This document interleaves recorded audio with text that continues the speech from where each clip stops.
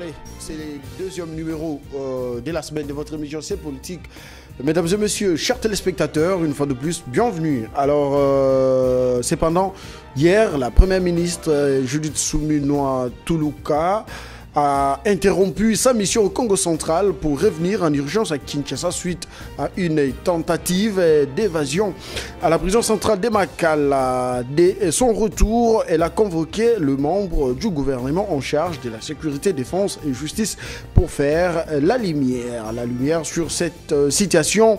Un bilan provisoire fait état des 129 morts, 59 blessés et des infrastructures détruites. La chef du gouvernement, cependant, ordonne personnellement la gestion de cette crise. Elle a également instruit le ministre de la Santé de veiller à la prise en charge des blessés. Les responsables de la prison ont été sommés de renforcer la sécurité pour éviter toute récidive.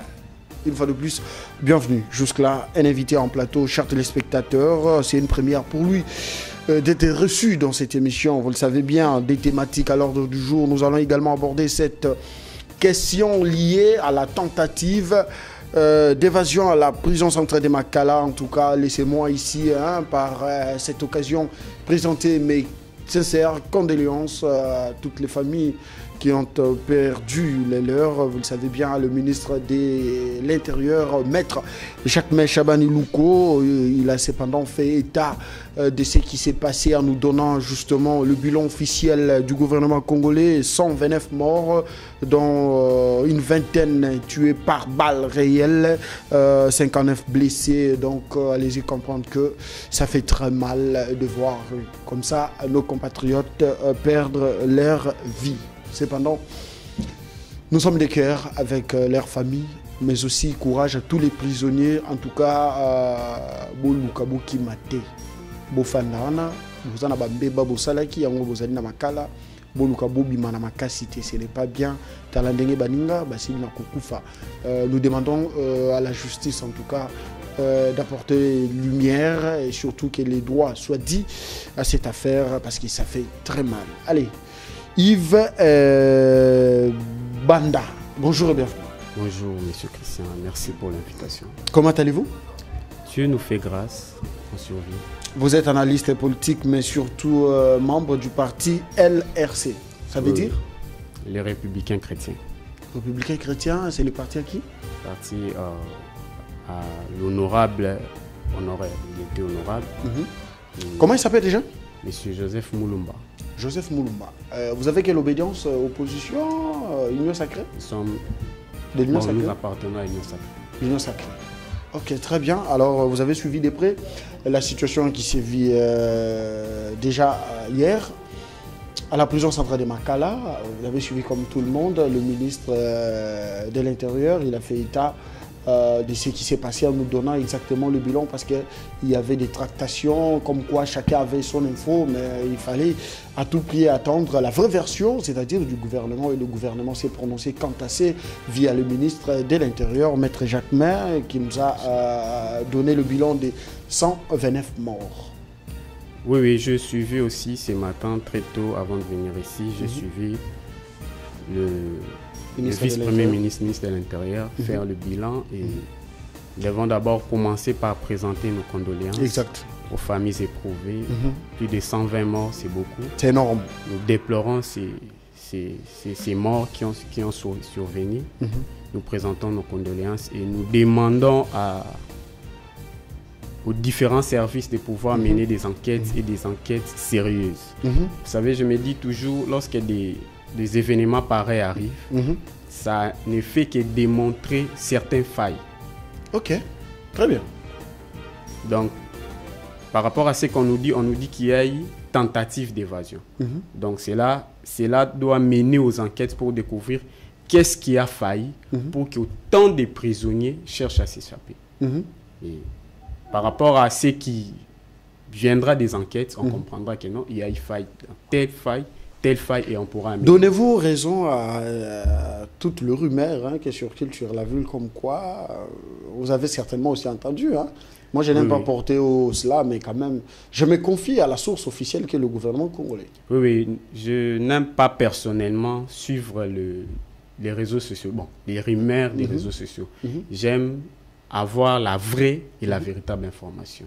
Il s'est dit beaucoup de choses dans moins de 48 heures.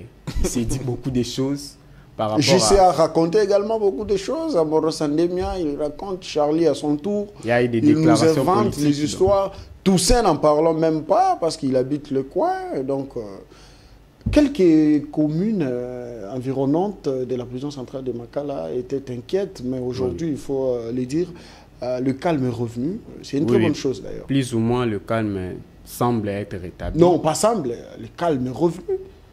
Il y a la situation qui est revenue à la normale. Oui, oui, il y a eu la sécurité qui a été renforcée tout autour, aux alentours de la prison centrale. Et nous saluons cette mesure, mais nous insistons encore plus sur les enquêtes. Il faut qu'il y ait des enquêtes. Il faut que des responsabilités soient établies. Très bien. S'il y a eu des failles quelque part, que ça soit réparé.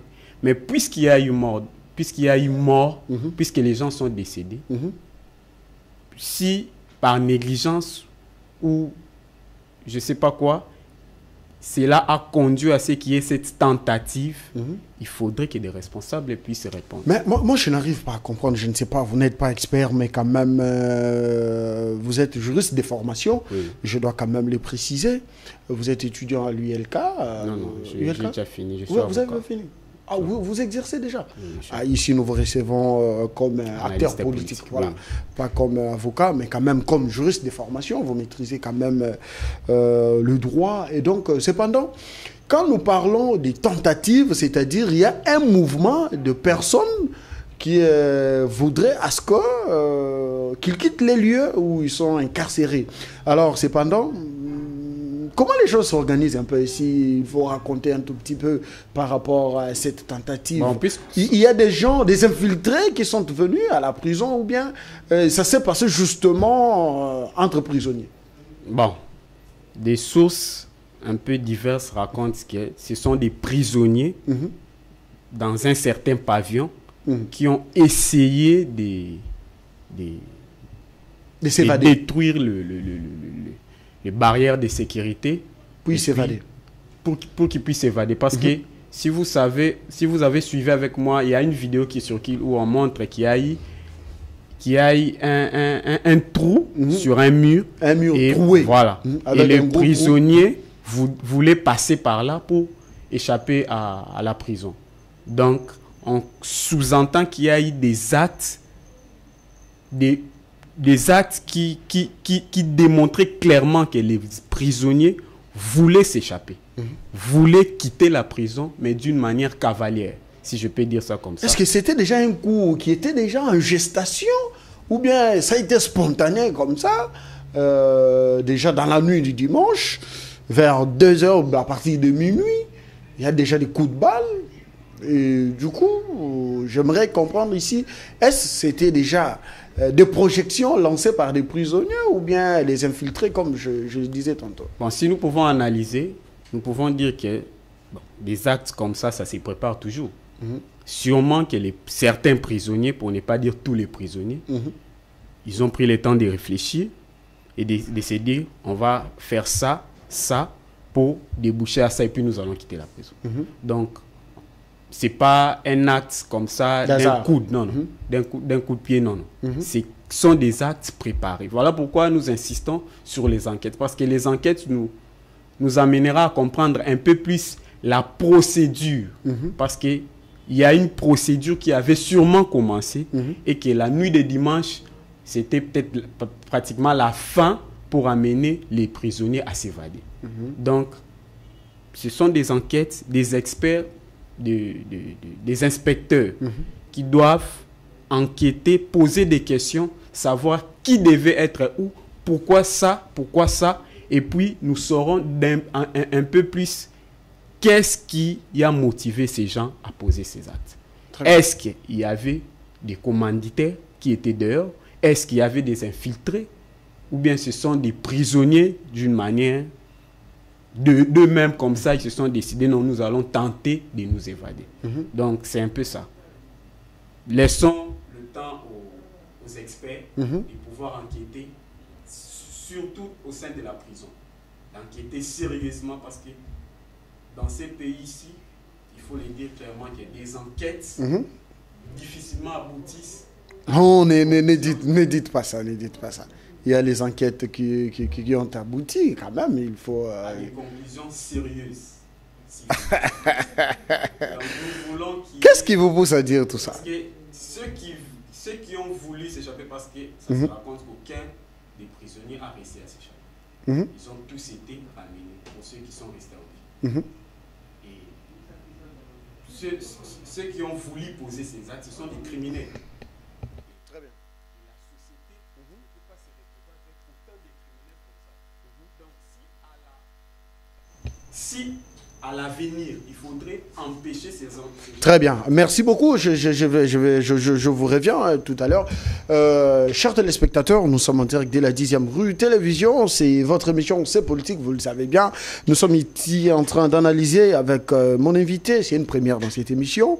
Il est du parti LRC.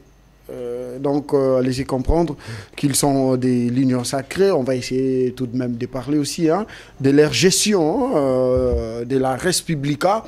On va en parler, mais seulement ici, nous sommes justement en train d'analyser autour de cette tentative qui a eu lieu à la prison centrale de Makala il y a un jour sur la province de Kinshasa où le gouvernement congolais vient de nous fournir de vraies informations parce que, vous le savez, les gens spéculaient déjà autour de ce qui s'est passé là-bas. Alors nous sommes confiés cependant à la source officielle qui est le gouvernement congolais. Et cependant, le ministre de l'Intérieur, le VPM de l'Intérieur, Jacques Chabani Louko, a fait état des lieux. Et aujourd'hui, nous sommes éclairés par rapport à la situation. Cependant, s'il faut parler justice congolaise à présent, vous voyez comment est-ce que Constant Moutamba, le ministre de la Justice, est en train de se battre au jour le jour pour redorer justement l'image de la justice congolaise. Vous le savez bien, il n'y a pas longtemps, il était également à la prison centrale de Makala où il a remis quelques dons, notamment des lits et des vivres, justement pour mettre dans de bonnes conditions les prisonniers, mais surtout aussi libérer ceux-là qui avaient des dossiers vides. Déjà cette façon de faire pour justement redorer l'image de la justice. Vous avez un mot à placer là-dessus? Oui, j'aimerais en profiter pour saluer d'abord les différentes mesures prises par le ministre Constant Moutamba depuis qu'il a pris le règne du ministère de la Justice. Et c'est quelqu'un qui a une vision de la justice. Ça s'est vu, ça s'est senti dès les premiers jours qui ont précédé son entrée en fonction. Donc nous saluons ici son courage parce qu'il faut faire preuve d'un certain courage pour entrer dans ces domaines et poser des actes, essayer d'arranger les choses. Nous avons vu des réactions qui ont frisé de partout, nous n'allons pas revenir sur ça, mais ça prouve à suffisance que l'homme est déterminé à redorer un peu l'image de notre justice. Qui était malade, Dixit, le chef de l'État? Oui, si on peut rester dans les mots du chef de l'État, qui était malade et qui avait perdu un peu plus la confiance de la population. Ah oui.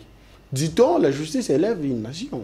Oui, c'est ce qu'on dit. La justice permet à une nation d'évoluer, de grandir, d'aller de l'avant. Parce que là où il y a la justice, il y a la discipline. Il n'y aura pas vraiment les actes de corruption. C'est-à-dire il y a la discipline. Il y a la discipline, il y a une certaine forme de rigueur, mais il y a surtout la répression des actes infractionnels. Parce que je vais prendre l'exemple de la corruption, par exemple. La corruption est une forme de cancer qui détruit des sociétés. Oh. Très bien.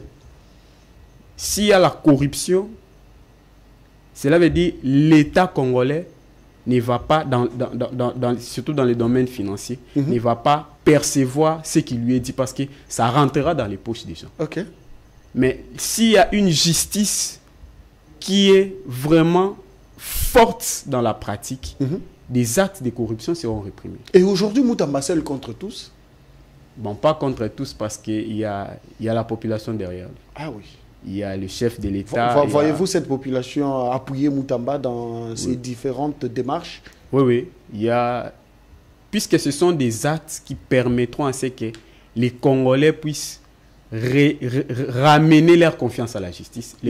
Le peuple ne peut qu'accompagner une telle personne. Surtout que l'homme veut amener des réformes structurelles. Et déjà, quand il a parlé justement de la bancarisation au niveau de la justice, par exemple, cela a pu susciter débat au cours de l'appareil judiciaire en République démocratique du Congo. Certains magistrats et autres cadres de la justice ont fustigé cette façon de faire de Moutamba.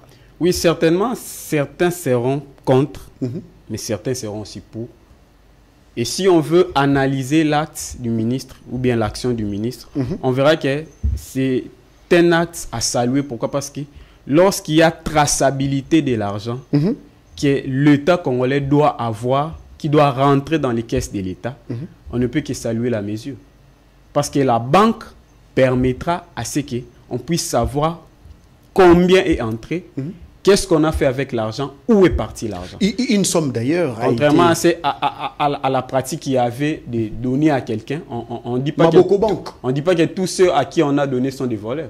Mais du moins, tout le monde n'a pas fait ce qu'il devait faire. Parce que ça se rapporte que depuis que cette mesure a commencé à produire ses effets, on voit que les recettes côté justice ont pris quand même de l'ascendance. La justice, les secteurs judiciaires en République démocratique du Congo, s'il faille parler de la justice aujourd'hui, elle va quand même contribuer également à la croissance de la caisse de l'État, parce que Moutamba, dans ses études, il a parlé d'un montant de plus de 8 millions de dollars, rien que pour Kinshasa, échappe dans son secteur, parce que nous parlons de justice, échappe au trésor public. Cependant, cet argent, s'il est bien canalisé, aujourd'hui, ça sera une bonne affaire. Ça sera très bien pour l'État congolais parce que on sait tous que nous sommes, l'État congolais a vraiment besoin d'argent pour faire face à tous ces problèmes que nous avons. Les désengorgements des prisons en République démocratique du Congo, en commençant d'abord par la prison centrale de Makala, parmi les réformes de Moutamba, voyez-vous l'homme avoir le moyen de sa politique? Bon, le moyen doit être donné à l'homme à qui on a donné la responsabilité de gérer les secteurs. Exact. Les moyens doivent suivre. Et par rapport aux efforts que l'homme est en train de fournir, nous croyons que le gouvernement l'accompagnera, lui donnera assez de moyens pour qu'il puisse aller au bout de ces réformes. Est-ce qu'il y a-t-il nécessité d'avoir à ce jour une autre prison de Kinshasa? Pas seulement ou sur Kinshasa. Non, parlons d'abord de Kinshasa. Est-ce qu'aujourd'hui, y a-t-il nécessité? Il y a une très grande nécessité par rapport à cette problématique de la prison. Pourquoi? Parce que ceux qui ont construit la prison centrale de Makala, à l'époque, n'ont pas été exposés à la réalité actuelle. C'est-à-dire? Il y avait les gens à Kinshasa étaient moins nombreux qu'aujourd'hui. Les infrastructures routières n'étaient pas celles qu'on a aujourd'hui. Et puis, la démographie, le nombre de gens a augmenté considérablement. Ce qui fait que le nombre aussi des prisonniers a augmenté. Or, la prison, si elle avait, par exemple à l'époque, une capacité de 5000 personnes, aujourd'hui, si au sein de la prison, nous avons 20 000 personnes, c'est déjà un problème. C'est un problème, pourquoi? Parce qu'il y aura du mal à bien les gérer, à les mettre dans des conditions humaines parce que ce ne sont pas des résidus de la société. Allez, question directe. Oui. Est-ce aujourd'hui, par rapport à votre explication, est-ce aujourd'hui ce qui s'est passé à la prison centrale de Makala n'est que le résultat de l'entretien au fait de cette maison incarcérale? Je ne peux pas dire que c'est le résultat du REC, mais du moins, ça prouve à suffisance qu'il y a nécessité de désengorger cette prison. Et s'il faut désengorger, pourquoi pas construire une nouvelle prison afin de ramener certains prisonniers, non plus à Makala, mais dans une autre prison. J.C. Kabambi, merci d'être avec nous. continuons toujours dans ces secteurs de la justice. Aujourd'hui, on peut beau parler, bien dire qu'il y a eu tentative, vous-même vous venez de le dire tantôt ici, qu'il faille renforcer les services au niveau de la prison centrale de Makala. Mais la réalité sur terrain reste le même. Les mêmes conditions, même système, même mode de vie. Et qu'est-ce qu'il faut faire à ce niveau pour que pareils dégâts ne puissent plus se reproduire? Bon, je peux dire ceci. Si on nous dit que dans la prison centrale de Makala, aujourd'hui, il y a au moins 15 000 prisonniers. Et que le moyen pour les prendre en charge ne permet que de prendre en charge 5 ou 10 000 prisonniers. Cela veut dire la plus grande mesure à prendre serait de désengorger ces lieux pour permettre à ceux qui ont la responsabilité... Mais pour en arriver là, il faille d'abord construire une autre prison avant de désengorger. Oui, mais entre-temps, parce que construire une prison, ça prend quand même du temps. Ça peut prendre 2-3 ans. Entre-temps, pourquoi ne pas aussi regarder les dossiers de chaque prisonnier? Voir s'il y a de ceux dont les dossiers sont peut-être vides. La procédure était déjà lancée. Il y avait plusieurs prisonniers qui ont été relaxés après étude par le ministre. Suivant même les dires du ministre lui-même, ce n'était qu'une première phase d'une longue série de mesures, de pareilles mesures. Donc cela veut dire qu'il faut continuer dans ce sens pour désengorger, pour permettre à ce qu'il y ait moins de prisonniers à gérer par rapport à la capacité maximale de la prison. Mais entre-temps, aussi, il faudrait pour le gouvernement congolais d'accélérer les travaux de la d'une nouvelle prison. Par exemple. Mais est-ce que quand vous parlez de l'accélération, c'est-à-dire c'est déjà un projet présenté au Conseil des ministres, validé et financé d'ailleurs par le gouvernement. Jusque-là, rien n'est fait à ce niveau. Et donc, parler d'une nouvelle maison incarcérale, ça sera très mal vu. Et donc, cependant, il faille d'abord introduire le projet, l'expliquer, prouver la quintessence de ces projets, et c'est par la suite qu'il sera adopté et puis exécuté. Non, donc, on ne peut pas en arriver là. Justement, ici, nous sommes au problème de désengorger d'abord la prison centrale de Makala, renforcer les conditions de vie des prisonniers, parce que les conditions laissent à désirer, qu'on se le dise. Les prisonniers ne sont pas très bien entretenus.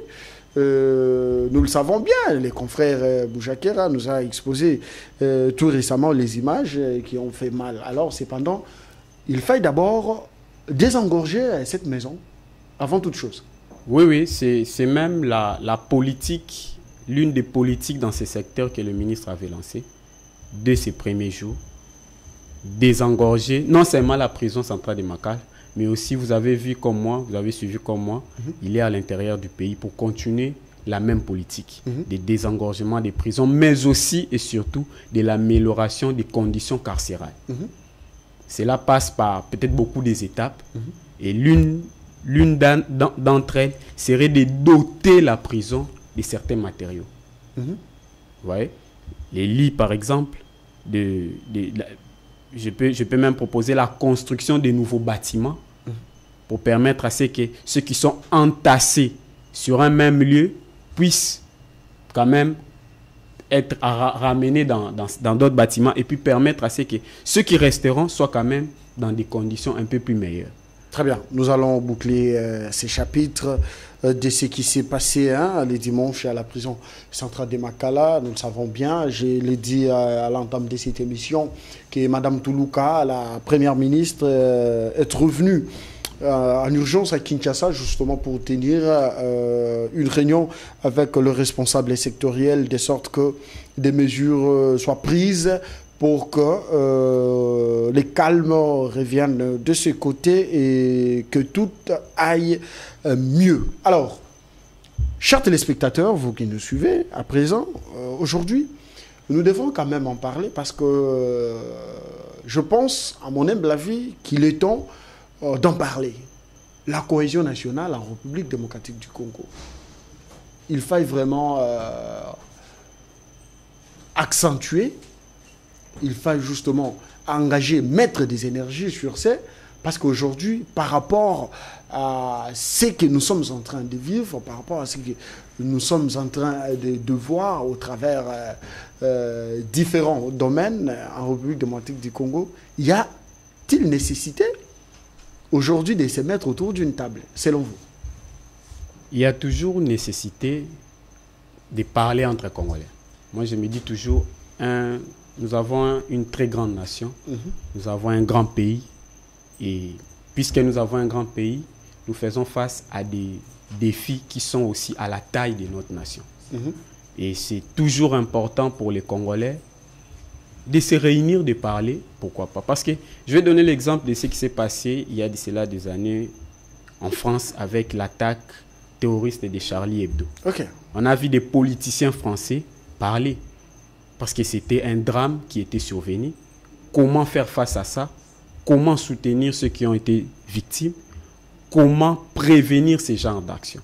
Donc c'est important aussi pour notre pays qu'on puisse parler, qu'on puisse être unis autour de la question qui touche la République.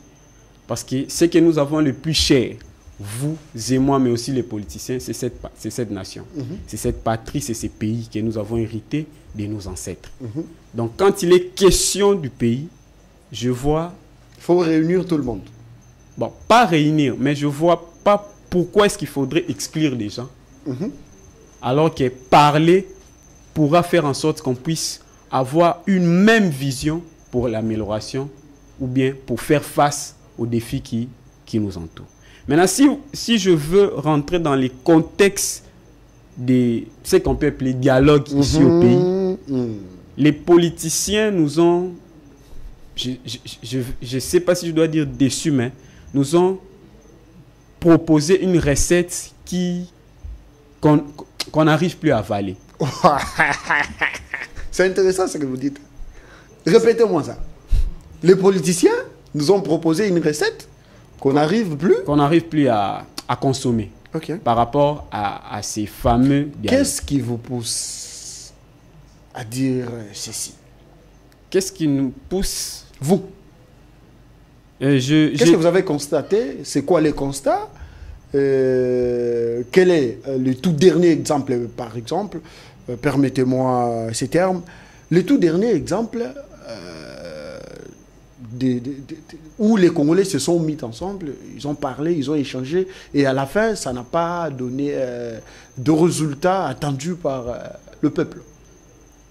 Bon, parlant des exemples, nous sommes tous au pays, nous avons assisté au dialogue de la Senko. Ok, c'était en 2016. Oui. Avant la Senko, il y avait Kodjo, de l'autre côté, vers le camp Tchatch. Il y a eu des consultations. Ah donc, oui. Les politiciens ont toujours parlé. Les consultations, c'était en 2021 avec Tshisekedi. Mais aussi avec Kabila, je crois. Il avait aussi initié des concertations. Je crois. Bien avant son départ, oui. Et les Français ont dit les mêmes causes produisent le même résultat. Si nous allons toujours dans le même format que les politiciens nous ont amenés depuis toujours, cela veut dire nous dialoguons, il y a un camp qui a son agenda et l'autre camp qui a aussi son agenda. Donc c'est-à-dire qu'il y a des camps, c'est là qui sont aux affaires, par exemple, et c'est là qui sont en face qui... souvent ce sont les gens de l'opposition. Les opposants qui veulent à tout prix participer aussi à la table de partage, en fait. Bon, qui ne veulent pas participer, mais qui se servent de ce qu'on appelle dialogue pour arriver aussi à se servir ou bien à entrer au pouvoir pour se servir. Mais on se sert à travers une voie démocratique qui est les élections. Une fois les élections tenues, comme c'était le cas chez nous, après les élections, c'est là qui ont bénéficié de la confiance du peuple. Ils ont droit à travers un timing bien défini par la Constitution, donc un mandat de 5 ans. Et après, nous allons revenir à la case du départ pour réorganiser d'autres élections afin de continuer les chemins. Alors ici, les dialogues. Vous avez parlé des nécessités. Oui, nécessités, il y en a. Il faille en parler. Il faille qu'on se mette autour d'une table. Je ne sais pas, une table ronde, dialogue, tout ce qui va avec. Bref, cohésion nationale. Pour quelle utilité? C'est ça la question. C'est ça, en fait, la problématique. C'est que... Parce qu'il y a un camp, pour ne pas dire une personne qui a proposé cela. Non, parlons des Fayoulou. Oui, de M. Fayoulou. Par le passé, Fayoulou radical, Fayoulou très regardant, Fayoulou qui a traité Tshisekedi de tout le monde, que je ne vais pas citer par ailleurs, chers téléspectateurs, pour le respect de mon chef. Et aujourd'hui, Fayoulou, qu'est-ce qu'il a vu? Qu'est-ce qu'il a tiqué pour que ces derniers portent, au fait, la voix de se mettre autour d'une table? Oui, c'est vraiment une très bonne question que nous tous, nous voulons vraiment que le président Fayoulou puisse nous répondre. Mais j'aimerais dire quelque chose. Vous savez, allez-y. Si nous rentrons en 2016, nous allons constater qu'il y a eu dialogue parce qu'il y avait un vide. Il devait y avoir élection, il n'y avait pas élection. Okay. Il y avait une crise politique. Et les politiciens, les politiques et d'autres forces vives de la nation se sont décidés de faire quoi? De se réunir autour d'une table, de parler pour trouver un moyen de sortie par rapport à cette crise. Non. Je ne partage pas cet avis. Ils se sont mis autour d'une table pour justement se faire une santé financière. Bon, là, c'est votre point de vue. Ah mais non, nous devons quand même être regardants. Au fait, c'est notre nation à tous. Ce n'est pas aujourd'hui parce que vous n'êtes pas aux affaires que vous allez crier haut et fort comme quoi dialoguons pour que Ngaïpena soit moins été ninanga. Bon, on se limite d'abord. Et après la population. Par rapport à ce qu'eux-mêmes avaient dit. Nous sommes allés au dialogue pour trouver un moyen de sortir le pays de cette crise. Ah, vous croyez aux politiciens? Parce que vous l'êtes. Ah oui, je comprends, j'avais oublié. Allez-y, j'avais oublié, excusez. Donc, c'est par rapport à ces contextes qu'il y avait dialogue. Maintenant, si nous voulons faire un dialogue... Donc, par le passé, il y avait un vide. Il y avait un vide, il y avait une crise. Kabila a fait un mandat et donc il n'y avait pas les moyens pour organiser les élections. Dans les délais, quant à ceux, il fallait... Dans les délais constitutionnels, il faut... Justement. Quant à ceux, il fallait mettre tout le monde autour d'une table et discuter. Trouver des solutions. 2 ans de la transition, je serai à la tête, mais quand même, venez. Chacun va justement tirer les draps de son côté. Nous allons diriger ensemble. Non, pas diriger. Chacun va tirer les draps de son côté. Et par la suite, après 2 ans, allez. En champ libre, nous allons vers les élections. Nous avons organisé les élections, les 2 cycles ont suivi. Maintenant, nous sommes à moins d'une année... que les institutions ont été mises en place. Il y a eu élection. Tshisekedi qui a son 2e mandat. En moins d'une année. Maintenant, nous nous posons la question. Par rapport à quoi nous allons dialoguer présentement? C'est une question directe que vous posez à Madi Dif Martin. C'est une thèse qui nous a amené, M. Fayoulou. Il nous a dit qu'il faut qu'on puisse aller dialoguer. Ça concerne tous les Congolais. Et dans cette thèse, vous sortez l'antithèse, vous? Non, dans cette thèse, moi, je pose la question juste. Ok. Qu'est-ce qui mais qu'est-ce qui va... Quel est l'intérêt? Quel est l'intérêt de ces dialogues? Ok. Parce que là, moi, je me dis toujours, la nation, l'État se développe par rapport aux idées. Voilà pourquoi on ne peut pas empêcher quelqu'un de réfléchir. Mais vous avez évoqué d'ailleurs ces cas, laissez-moi aborder aussi dans ces sens. Vous avez dit la nation se développe au travers des idées. Par rapport aux idées. Il vous souviendra par les passés, Martin Fayoulou avait justement réfléchi autour de réformes qu'il devrait à tout prix apporter au niveau du sommet de l'État, comme quoi refaire au moins les institutions en République démocratique du Congo.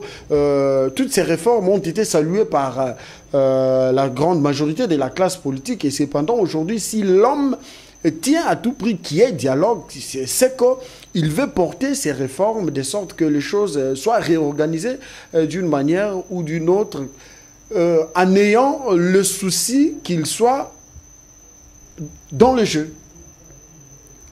Bon, la proposition ou les idées qui prennent la forme des réformes, si ça doit faire avancer, si ça va faire avancer le pays, nous ne pouvons que l'accueillir. Nous ne pouvons que saluer cela. Mais le problème, c'est que c'est le peuple congolais qui est détenteur du pouvoir. Ok. Et il le donne à qui il le veut. Il y a moins d'une année, le peuple a choisi ses dirigeants. Très bien. Et ce sont ces dirigeants qui ont la légitimité ou encore les bâtons pour nous ramener des réformes qui vont faire avancer le pays. Okay. Maintenant, il y a d'autres politiciens qui ont aussi des idées, mais qui n'ont pas qui ne sont pas dans les institutions. Qui n'ont pas été exprimer leurs idées et tout ce qui va avec. À qui le peuple n'a pas donné le pouvoir. Le mandat, le pouvoir. La chose la plus simple serait de mettre ces idées à la place publique. Si c'est pour faire avancer le pays, pourquoi les cacher et dire qu'il n'y a que moi qui peux faire en sorte que ces réformes soient entreprises? Voilà pourquoi je dis que le politicien, cette recette-là de dire que c'est moi, il n'y a que moi qui peux faire en sorte que ces réformes puissent avoir lieu, c'est une recette que nous ne voulons plus consommer. Parce que si c'est pour les pays, pourquoi je les garderai pour moi-même? Mais quand il fait allusion à la cohésion nationale, c'est-à-dire il a mené des enquêtes, des études approfondies ont été faites, justement en rapport avec la situation socio-économique. Les gouvernements n'arrivent toujours pas à trouver gain de cause. L'insécurité dans la partie orientale. Les gouvernements également toujours pas satisfaisants à apporter des solutions voulues. Et plusieurs d'autres questions. Et cependant, aujourd'hui, cette nécessité de se mettre autour d'une table, c'est justement pour aborder toutes ces questions, discuter ensemble. Dit-on, choc d'idées, jaillit la lumière. Voilà. Et donc, ce n'est pas dans cette optique que M. Madidi est en train de voir les choses. Mon frère, vous savez, pourquoi est-ce que les scientifiques écrivent des livres? Parce que ce sont des idées. Bon, pour certains ouvrages, ce sont des idées, ce sont des réflexions. Qu'on garde à travers les écrits. Qu'on garde, mais aussi qu'on met à la disposition de chacun qui veut se ressourcer ou bien qui veut faire augmenter sa connaissance par rapport à ça. Monsieur Fayulu, il a des idées. Il a certainement une réflexion qu'il a pris le temps de mûrir, d'écrire. Si ce sont des réformes ou bien des réflexions pour faire avancer le pays, qu'ils le mettent à la disposition. Non, il ne les mettra pas en étant dans l'opposition. Parce qu'il est en train aussi de projeter 2020. C'est ça maintenant. 2028.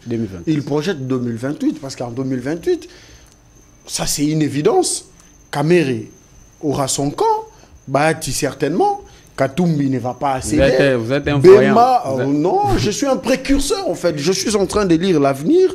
Nous le savons bien. Nous savons comment est-ce que ça se passe au pays. Vous voyez Bahati accompagner Tshisekedi après 2028. Parce que ces mandats, c'est les tout derniers constitutionnellement de Tshisekedi. Donc c'est pendant Kamere qui a toujours mûri des ambitions de diriger un jour ces pays. Il ne va pas lâcher l'affaire. Bahati et tout ce qui va avec. Katumbi dans son coin. Matata, n'oubliez pas. Et donc, cependant, Fayulu, qui n'a pas travaillé déjà 6 ans, il est au chômage. L'homme est en train de voir... Mais lui, c'est un homme d'affaires, c'est ce qu'on lui dit. Politiquement, il est au chômage. Ah, ok. Voilà. C'est un homme politique. Je ne parle pas des mais l'opposition, c'est aussi la politique. Non, j'ai dit aux affaires. Il n'est pas aux affaires, donc il chôme. Voilà. Vous m'avez... Politiquement, il chôme. Oui, il n'est pas aux affaires. Donc, cependant, l'homme est en train de projeter 2028 comme toi. Comme quoi, par exemple, vous savez, Matela qui est, permettez-moi de le dire, Matela qui est, non, nous avons l'argent, venez, soyez derrière nous. Il a dit, non, ça la bonté. Et d'ailleurs, on ne va pas prendre part aux élections et à la dernière minute, l'homme a posé en tant que candidat. Et donc, aujourd'hui, il est en train de penser à tout cela, c'est faire aussi une santé financière, de sorte qu'en 2028, qu'il soit lui-même responsable de sa candidature et qu'il ait les moyens pouvant lui permettre à battre campagne et puis convaincre un grand nombre de Congolais qui peuvent toutefois lui faire confiance. Bon, c'est légitime pour tout politicien. Mais s'il faut voir des choses comme ça, permettez-moi de dire que ce sont des gens qui ne réfléchissent que pour leur propre avenir politique. Ne dites pas ça, c'est trop fort. Et non pour le peuple. C'est trop fort. C'est une hypothèse. Il est appelé soldat du peuple. C'est une hypothèse. Soldat du peuple, Martin Fayulu. Bon, on l'appelle soldat du peuple. Tout le monde peut se donner des surnoms. Moi, on m'appelle Vena Bangwa Boga. Mais, c'est sur les terrains. C'est par rapport au fardeau qu'on a de la population qu'on va déterminer celui-ci est pour ou bien il est contre le peuple. Et lorsqu'on parle de l'idée de dialoguer, sûrement, si l'autre camp refuse de dialoguer, qu'ils reviennent vers nous, qu'ils nous disent, voilà ce que je voulais proposer à ceux qui nous dirigent. Ça, c'est vendre gratuitement son intelligence. Bon. Nous avons payé des frais pour apprendre ce que nous avons appris s'il ne faut, ce que nous sommes devenus. S'il ne faut pas... Bon, quand on dit vendre, ce n'est plus gratuit. Donc quand il vend, justement. Qu'il écrive alors un livre, comme ça on va acheter et puis il aura de l'argent. Mais si c'est profitable au peuple, qu'il fasse tout, qu'on puisse savoir qu'il y avait un politicien. Parce que le peuple n'est pas dupe. Le peuple sait... Donc il fasse ce que Matata est en train de faire en écrivant. Pourquoi pas? Ce que Mouzito est en train de faire. Ce sont des idées. Différentes voilà. tribunes. Vous faites des tribunes, vous organisez des meetings, des conférences. Vous donnez une idée de ce que vous pouvez faire du Congo. Parce que 2028 n'est plus loin. Si les Congolais apprécient vos idées, ils diront non, nous voulons celui-ci. Mais si vous gardez vos idées pour vous, on est en droit de se douter, est-ce que c'est vraiment pour nous ou bien c'est pour lui-même? Tenons aussi compte du camp Claudel Loubaya. Ça, c'est très important, chers téléspectateurs. Pour vous qui nous suivez, il y a les camps Loubaya, c'est Sanga, Seth Kikouni, qui sur terrain, ils sont en train aussi de travailler toujours dans cette optique de la cohésion nationale, pouvant se retrouver autour d'une table pour discuter. Claudel Loubaya, il vous souviendra, c'est quand même aussi quelqu'un dans la politique congolaise. Et donc, il faut tenir aussi compte de leur démarche. Même si cela n'est pas connu de tous, mais nous qui avons les infos, nous savons que l'homme et toute sa bande sont en train justement de travailler aussi toujours dans ce sens, même si ils se sont divergés les voix avec Fayulu. Oui, les politiciens travaillent toujours, songent toujours à leur avenir. Mais leur avenir et non de la nation. Mais les politiciens congolais, depuis un temps, nous avons compris qu'ils songent difficilement à l'avenir du peuple. Vous l'êtes aussi, hein. Vous êtes politicien. C'est pour cela que nous voulons amener des idées nouvelles. Quelles sont ces idées nouvelles que vous voulez amener? Nous sommes à la fin. Hein. Nous ne prétendons pas connaître ce qu'il faut pour faire avancer le pays. Mais du moins, nous voulons faire en sorte que les Congolais sachent que, au-delà des politiciens qui ne vivent que pour eux, pour leur avenir politique, il peut y avoir aussi des politiciens qui songent, qui pensent, qui réfléchissent ce pays. Ouais. On a toujours décrié le renouvellement de la classe politique. Pourquoi? Parce qu'il y avait une seule réflexion qui a pris les pays en otage. Attendez. Quand vous parlez du renouvellement de la classe politique, vous faites allusion à quoi? Aux idéaux politiques. Ok. Et non au visage, non. aux personnalités? Non. Quelqu'un peut être politicien, mais du moins, hier, il avait des idées centrées sur lui, mais aujourd'hui, il amène des idées. Il a changé de paradigme. Ouais, il a changé. Bon, on est tous appelés à changer d'un moment à un autre. Mais le renouvellement de la classe politique, pour certains, c'est changer de visage, on en a marre de ces politiciens.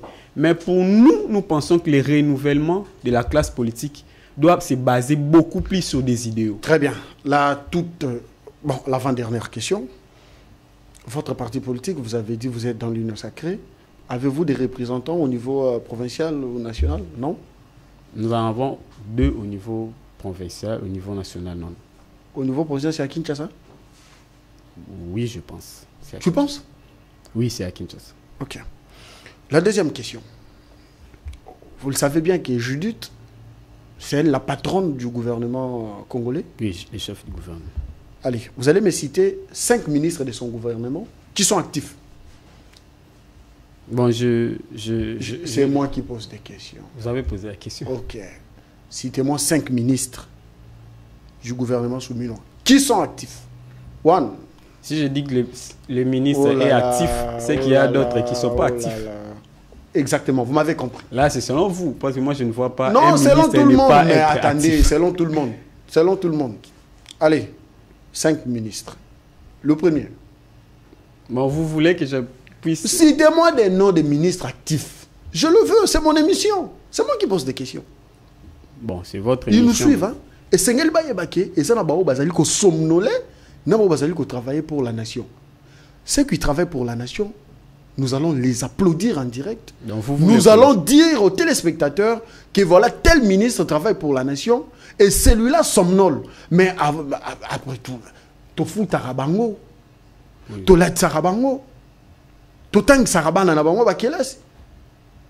Banana Bango va voyager à la mort, on a biso.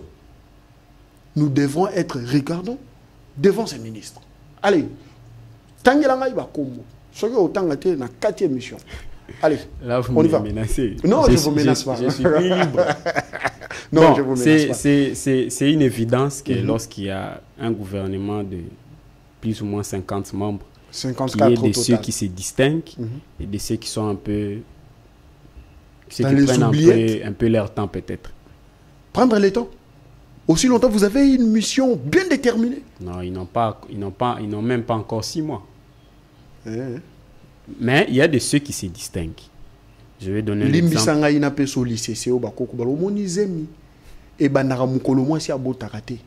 Mais bandara mukolo oyo e bandi yango moko. Mais moi wana eza sagesse. Wana eza sagesse. Na lobi ko banda. Donc mama ye moko comprendre que nzoto na ngeza ndenge za la gité. Donc ba ministre ka ndenge ba koti lelo lobi ba bandi musala. Bazu ba frais d'installation. Bazu ba moyen sur l'état. Biso to kangama na bambouteille ba kangama ta. To pesa bango priorité wana. Et sengé total bango. Tangela nga tout ces émissions aux l'exatant. OK.